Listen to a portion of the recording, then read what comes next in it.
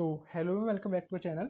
और जैसा कि आपको पता है कि हम लोग इस टाइप की अभी A to Z DSA sheet को सॉल्व कर रहे हैं। और इस शीट के अंदर हम लोग एरे के मीडियम वाले पार्ट के अंदर है। मीडियम वाले पार्ट में भी सेकंड नंबर क्वेश्चन जो कि है sort and array zero ones and twos. अब मैं आपको क्वेश्चन को एक्सप्लेन करता हूँ। तो असल में क्या है, आपको एक एरे गिवन है जिसके अंदर आपको तीन तरीके के एलिमेंट्स हैं। जीरो हो सकता है, वन हो सकता है और टू हो सकता है। उसको हमको शॉर्ट करके लिखना है, यानी कि शॉर्टिंग फॉर्म में अरेंज करना है, असेंडिंग और डिसेंडिंग ऑर्डर। ओके। तो आप बोलोगे यार इसको तो हम शॉर्टिंग से आसानी से कर सकते हैं। यार ऑब्वियसली कर सकते हो, who says no. But the issue is that we don't have to use sorting here, right. हमको शॉर्टिंग यहाँ पे यूज नहीं करनी। तो शॉर्टिंग यूज नहीं करनी, then what we have to use a algorithm known as national Dutch national flag algo. Okay. तो Dutch national flag algorithm हमको यूज करनी है। मैं पहले आपको बता दूं, मैंने पहले ही वो चीज़ बोल चुका कि ये जो मीडियम वाले क्वेश्चन है काफ़ी इंपॉर्टेंट है, और ये जो डच नेशनल फ्लैग एल्गोरिथम है ये भी काफ़ी इंपॉर्टेंट है यार। असल में क्या होता है डच नेशनल फ्लैग एल्गोरिथम में, आपको कोई भी तीन तरीके की तीन वैल्यूज गिवन होगी। तीन तरीके की वैल्यूज गिवन होगी। वो कलर्स हो सकते हैं, वो फ्रूट्स हो सकते हैं, कुछ भी हो सकता है।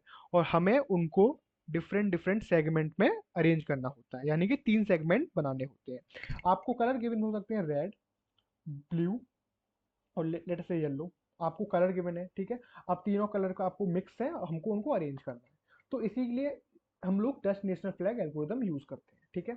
अब मैं आपको सॉल्यूशन की तरफ बढ़ते हैं कि आखिर हमें करना कैसे है। तो देखो यार, मैं वैसे यहाँ भी सॉल्यूशन लिख सकता हूँ, बट मैं यहाँ पे लीड कोड वाले में लिखूंगा जो इन्होंने लिंक दिया गिवन है ना लीड कोड का, वही प्रॉब्लम को सॉल्व करते हैं ताकि आपको आपको भी आसानी रहेगी। तो देखो सिंपल सी बात है, आपको ये एरे गिवन है। मैं इसको एक एग्जांपल यहाँ पे कमेंट करके लिख देता हूँ ताकि समझाने में आसान है। Two, zero, two, one, one and zero. हमको क्या करना है, हमको बस कुछ नहीं करना, हमको तीन पॉइंटर बनाने हैं। इंटीजर आई जीरो, यानी कि शुरुआत में लगा दो, ठीक है। इंटीजर जे जो कि n माइनस वन, यानी कि एरे के एंड में लगाओ, यानी यहाँ पे, ठीक है। एक इंटीजर मिड जो कि जीरो में ही लगाओ, मतलब स्टार्टिंग में लगाओ। क्यों? क्योंकि जो मिड है ना वो घूमेगा, वो घूमेगा, बीच में घूमेगा, इसलिए मैंने इसका मिड नाम गिवन है। आई हमेशा स्टार्टिंग में रहेगा और जे हमेशा एंड में रहेगा। और मिड उन दोनों के बीच में घूम घूम के चेक करेगा कि कौन सा एलिमेंट हमको, मतलब पूरी एरे के अंदर हमको आइटरेट भी तो करना पड़ेगा ना यार, तभी तो आप चेक करोगे।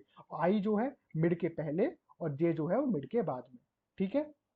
एक बार मैं एन को भी ले लेता हूँ, n equals to a dot size. Clear हुआ? ओके।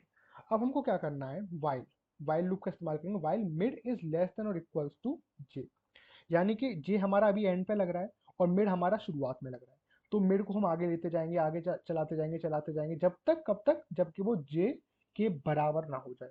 छोटा या बराबर, छोटा या बराबर। ओके। ओके, फाइन फाइन, समझ में आया इतना। नेक्स्ट, इसमें स्विच केस लगाएंगे। आप इफ एल्स भी लगा सकते हो, लेकिन स्विच केस थोड़ा स्टैंडर्ड है इस एल्गोरिदम को लेके, तो स्विच केस का यूज कर लेते हैं। वैसे भी स्विच केस जनरली कहीं यूज नहीं होता, तो इसमें कर लेते हैं, ठीक है। तो switch A of mid, switch A of mid, यानी जो हमारा मिड अभी स्टार्टिंग में है, ओके, वहां पर हम चेक करेंगे केस। केस यानी इफ, अगर वो जीरो के बराबर है, अगर वो जीरो के बराबर है, तो जीरो वाले, जीरो के साथ कौन सा पॉइंटर डील करेगा, आई। टू के साथ कौन सा पॉइंटर डील करेगा, जे। और वन के साथ कौन सा पॉइंटर डील करेगा, मिड। क्योंकि एट द एंड आपको इसी ऑर्डर में अरेंज करना है ना भाई। Zero comma zero comma one comma two comma, sorry, two comma two. Okay. तो जो आई जीरो वाला पार्ट है वो स्टार्टिंग में है, तो इसका कौन सा पॉइंटर डील करेगा, आई। टू वाला पार्ट एंड में, इसका कौन सा पॉइंटर डील करेगा, जे। और वन जो है वो मिड में आएंगे, तो इनका कौन सा पॉइंटर डील करेगा, that is mid. Fine fine. तो अगर मिड यानी इसको हटाओ, कंफ्यूज मत हो जाना, इसको हटाओ अभी के लिए। अगर मिड हम यहाँ, अब मिड हमारे यहाँ पे है, तो अगर मान लेते हैं कि अगर मिड जीरो है, अगर जीरो है तो क्या करेंगे, उसको स्वैप करेंगे किसका, ए ऑफ आई के साथ। और किसको, ए ऑफ मिड को। और साथ में आपको एक चीज और करनी है, आई को भी आगे बढ़ा देना है एक पॉइंटर से, और मिड को भी आगे बढ़ा देना है एक पॉइंटर से, एंड आपको ब्रेक कर देना है। ब्रेक तो आपको पता है ना लगाना पड़ता है इसमें, right. Then we have case one. Case one, जब एलिमेंट मतलब जो मिड हमारा वन हो। मान लीजिए मिड 1 हो, तो 1 पे तो आपको कुछ नहीं करना है यार, क्योंकि मिड के जो मिड पॉइंटर है वो तो 1 के साथ ही डील करने वाला है, तो कुछ नहीं करना, बस मिड को आगे बढ़ा देना एक पॉइंटर से, और कुछ नहीं करना। हमें किसी का स्वैपिंग नहीं करनी। और जब केस 2 हो तो आपको स्वैप करना है किसका, जे के साथ, ए ऑफ जे, आपको स्वैप करना है ए ऑफ मिड को, और साथ ही साथ आपको जे को माइनस माइनस करना है। हालांकि मिड को प्लस प्लस नहीं करोगे, क्यों, ये यहाँ पे कंफ्यूजन होता है लोगों को। मिड को प्लस प्लस नहीं करेंगे क्योंकि जे जो है वो हमारा एंड में है।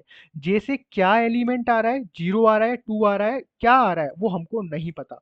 तो हमको जे के लिए जो जे से एलिमेंट जो आएगा मिड के साथ स्वैप होके, उसको भी चेक करना पड़ेगा, इसलिए हम मिड को वहीं पर रोकेंगे, वहीं पर रोकेंगे। तो फिर यहाँ पे मिड प्लस प्लस क्यों करा था, यहाँ पे मिड इसलिए प्लस प्लस करा था क्योंकि जो स्टार्टिंग से वो स्टार्टिंग वाला आई जो है स्टार्टिंग में लग रहा है, तो स्टार्टिंग वाला पार्ट ऑलरेडी शॉर्टेड होगा, तभी तो मिड आगे बढ़ पा रहा है पहले पुराना शॉर्ट करके, इसलिए यहाँ पे हमने मिड को आगे प्लस प्लस कर दिया।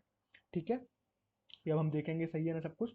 फिर हम एक बार इसको रन करते हैं यार, एक बार इसको रन करते हैं। Giving wrong answer, so we have to check it first. Yup, mid plus plus. तो गलती कहीं नहीं है, बस यहाँ पे ब्रेक स्टेटमेंट नहीं लगाया हमने। यार ये स्विच केस में बहुत दिक्कत है, ब्रेक स्टेटमेंट आपको ध्यान रखना पड़ता है इसका, अदरवाइज पूरा सोल्यूशन गलत हो जाता है। यस, तो सबमिट करते हैं इस प्रॉब्लम को। सबमिट सबमिट सबमिट, रन हो भाई। Yup, so it's getting submitted. Fine, fine, clear हुआ इतना। ओके, तो यार ये सॉल्यूशन है, अगर आपको समझ में नहीं आ रहा है तो कुछ नहीं है भाई, सिंपल सी मैं एक चीज़ बोलूँगा आपको, कोड को ड्राई रन करना सीखो। कोड को ड्राई रन करोगे तो ऑटोमेटिकली सब कुछ क्लियर हो जाएगा। ये जो आपको एरे गिवन है, आप इसके ऊपर जो आपको फिर लूप चला रहे हैं, आप एक्चुअल में एडिट करके देखो कॉपी और पेन के ऊपर। देखो प्रॉब्लम समझ में नहीं आ रही तो उसका एक ही सॉल्यूशन है, ड्राई रन। ठीक है, आप ड्राई रन करो, आपको ऑटोमेटिकली सारी चीज़ें क्लियर होती जाएंगी। ठीक है, तब तक के लिए थैंक यू वेरी मच।